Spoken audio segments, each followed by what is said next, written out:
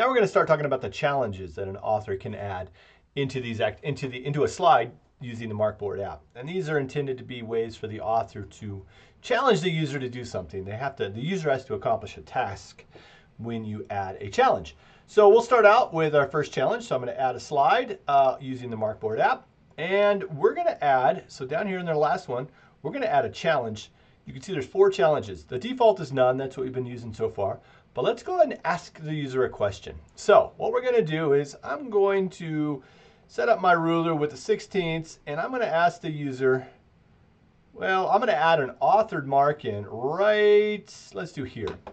And I'm going to ask the user, what is the marked dimension?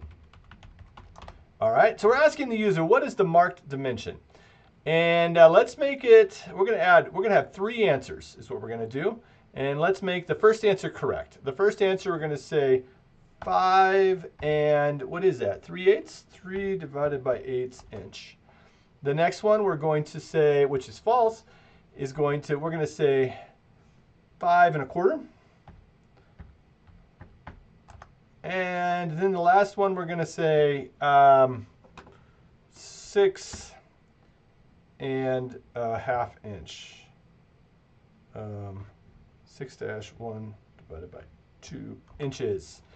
Now, we could do some answer feedback. In fact, let's do that. So we're going to say, this is the correct answer. So we're going to say, you are hired.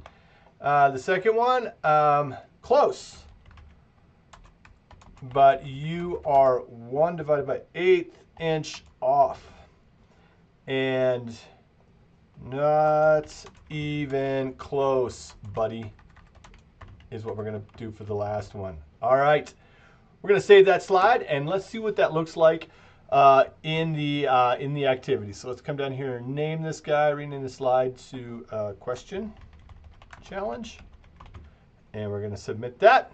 We're going to save the activity, and I will show you now what that looks like. So this is what it looks like. So the previous slide was what we were talking about, the 1/2 inch. Now we're going to jump over here and we're going to say, oh, look, we've been challenged here. What is the marked dimension? And if I say, let's do some wrong answers first. If I say 1 1/4, you can see I get that feedback. Not even close, buddy. And then I do 1 3/8, and you are hired. So there's an example of a question. We could do all sorts of things in here, but this is, as an author, you can decide how many answers you want to have and what kind of question you want to ask.